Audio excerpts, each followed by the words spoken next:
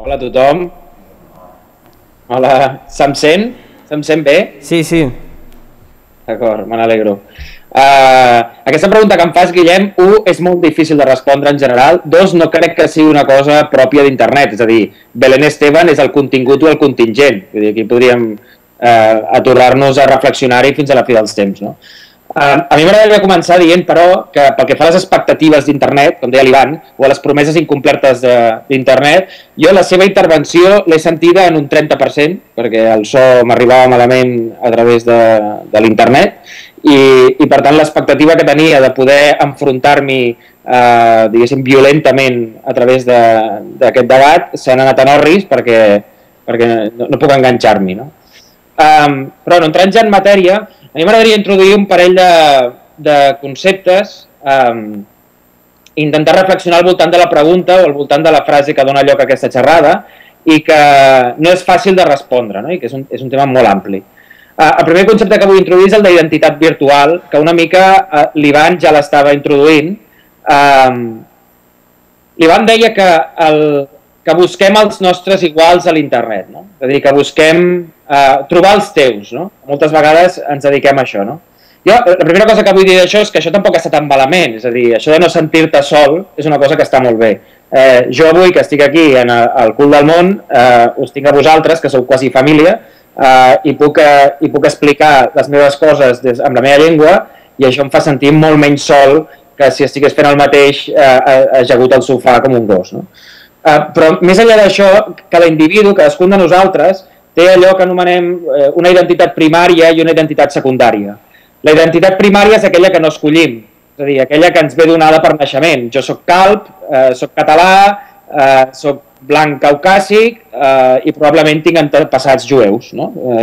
I això jo no puc triar, no? Després tinc una identitat secundària i és, escolto cançons de Jorge Drexler, em posa una mica nerviós Bruce Springsteen, m'agrada la literatura medieval i jo què sé, i duc roba barata, no? I aquesta identitat secundària l'articulo a través de les meves preferències, els meus gustos i també l'educació que jo mateix vaig generant sobre la meva idea de gust, no? Em vaig educant-me al gust i aleshores això em genera una sèrie d'identitats secundàries, no?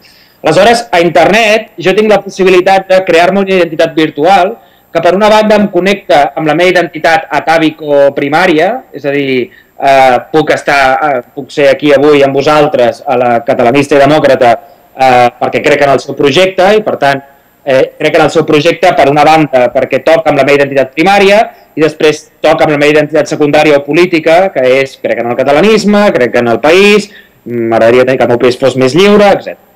Per tant, internet et permet articular com mai abans aquesta possibilitat d'explicitar la teva identitat virtual, primària i secundària, trobar aquells que són iguals a tu i després no sentir-te sol.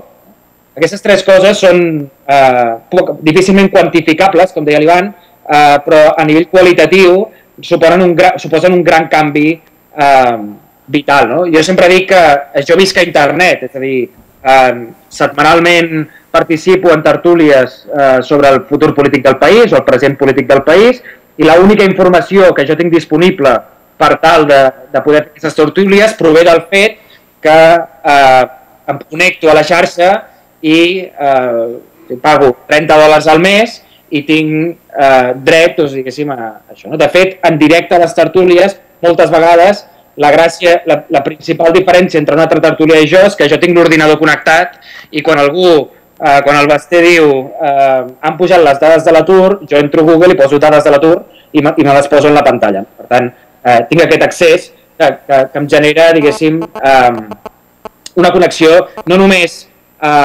impossible, remota, anys enrere i directa, sinó que a més segurament de més qualitat.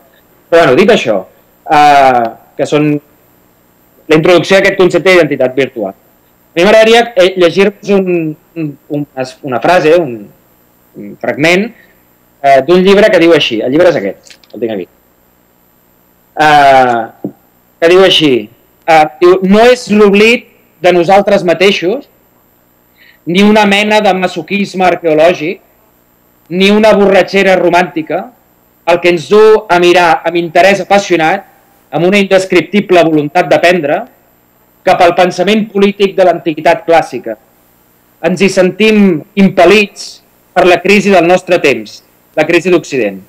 Aquest és el primer paràgraf d'un llibre que es diu, molt famós, que es diu, un clàssic de la filosofia política, que es diu La ciutat i l'home, que és del filòsof Leo Strauss. Aquest paràgraf el vaig llegir per primera vegada fa un mes i mig, ajagut gos, al sofà a casa meva. El llibre m'havia arribat per correu el dia anterior. Un missatge va picar a la porta, va dir el meu nom, em va fer signar sobre una pantalleta i em va donar el paquet. El llibre l'havia encarregat jo mateix 2 dies abans a través de la pàgina d'Amazon, perquè feia uns dies que buscava alguna reflexió seriosa que juntés, que relacionés el pensament polític de Plató, el d'Aristòtil i el que deia el fundador de la història occidental, que es diu Tucídides, el famós Tucídides. Vaig entrar a Google, vaig teclejar aquests 3 conceptes, vaig estar un parell de tardes consultant pàgines que em parlaven de llibres i finalment vaig donar 2 o 3 títols que podien ser interessants i vaig estar llegint ressenyes, comentaris, articles, crítiques, per saber més o menys què deien. Vaig entrar a Amazon, a la pàgina web d'Amazon, vaig veure que el tenien en estoc i vaig fer allò, té un botó a Amazon, suposo que el coneixeu, que diu tindré sort, o sorprèn. I cliques en aquest botó i t'apareixen unes pàgines del llibre, 5 o 10, que pots llegir gratis per veure si el llibre t'agrada. Doncs vaig llegir aquestes pàgines, em van agradar, el vaig encarregar. Un parell de setmanes després de llegir-lo, vaig començar a escriure un article sobre la qüestió d'aquest llibre, 2 setmanes més tard ja l'havien llegit i fa uns dies vaig penjar l'article al meu blog. Aquest article, que està en anglès i que té 30 planes i que no seria, diguéssim, no seria Belén Esteban, l'han visitat, l'enginy que calcula les visites al meu blog diu que hi ha 200 persones que les darreres 2 setmanes han estat en aquest arxiu més de 5 minuts. Ningú ha deixat cap comentari, també us dic això, fins avui, tot i que he rebut un parell de correus electrònics de col·legues, però no he rebut cap comentari. I en principi no em puc queixar, no? Aleshores, la pregunta que vull de la taula rodona és una mica difícil de respondre, una mica puta de respondre, perdó, i primer de tot perquè no és una pregunta, és a dir, l'ús de les noves tecnologies en la formació política. Segon, perquè els 3 conceptes que la conformen, que són noves tecnologies, formació i política, són nocions molt generals, que admeten tota mena d'interpretacions, com la que ha fet l'Ivan, i després perquè qualsevol de les concrecions que puc pensar de la pregunta em sembla que obre més preguntes que no pas en respon. Però provem una mica entrant a partir de la idea de formació.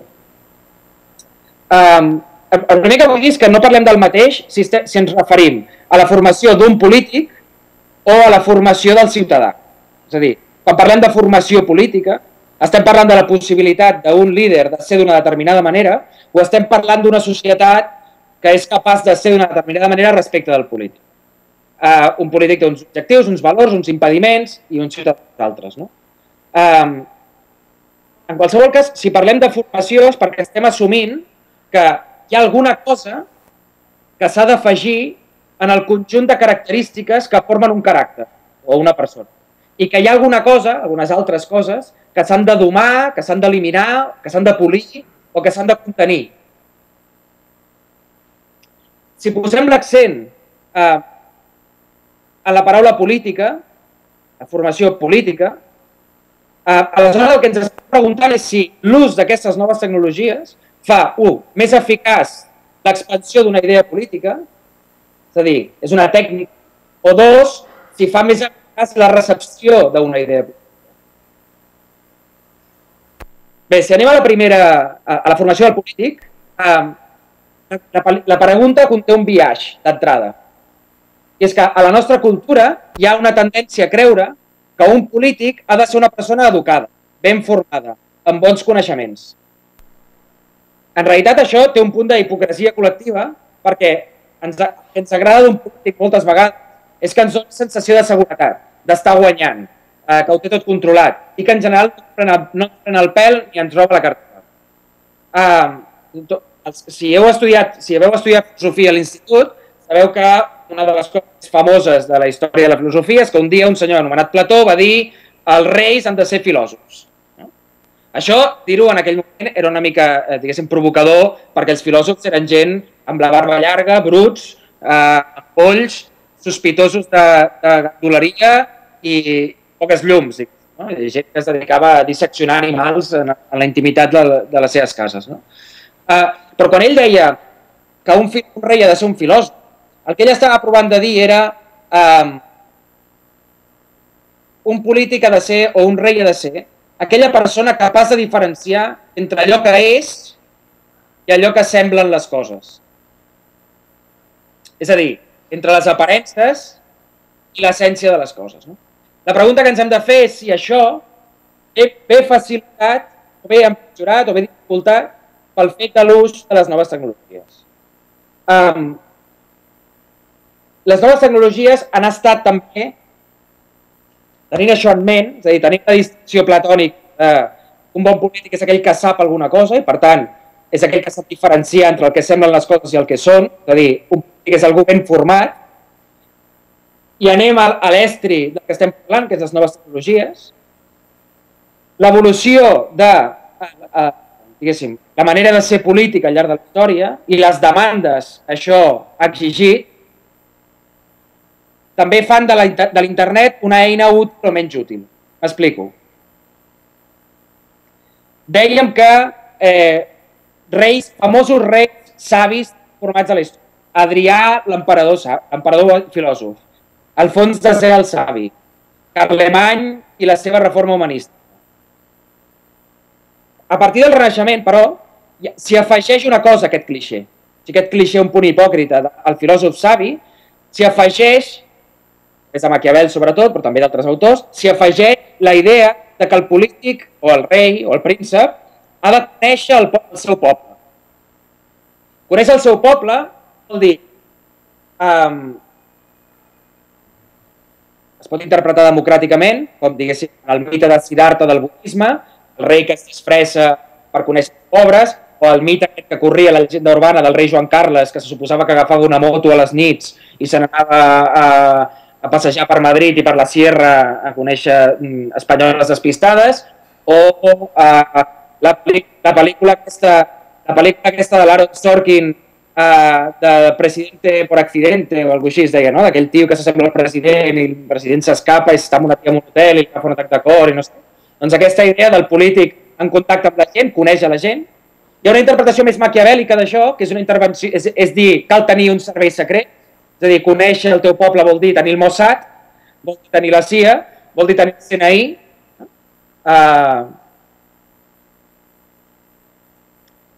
I després també vol dir saber ser un pedagot, és a dir, conèixer les passions del teu poble i poder manipular-lo.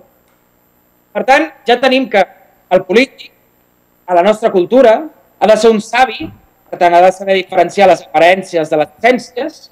Dos, ha de conèixer el seu poble, per tant, diguéssim que ha de saber llegir i ha de saber conèixer el seu poble. Després, l'arribada dels mitjans de comunicació de masses, els diaris, la impremta, la literatura de masses, diguéssim, i de la democràcia, el polític, a més de llegir i a més de conèixer el seu poble, ha de saber escriure. És a dir, ha de saber comunicar alguna cosa a través d'un text.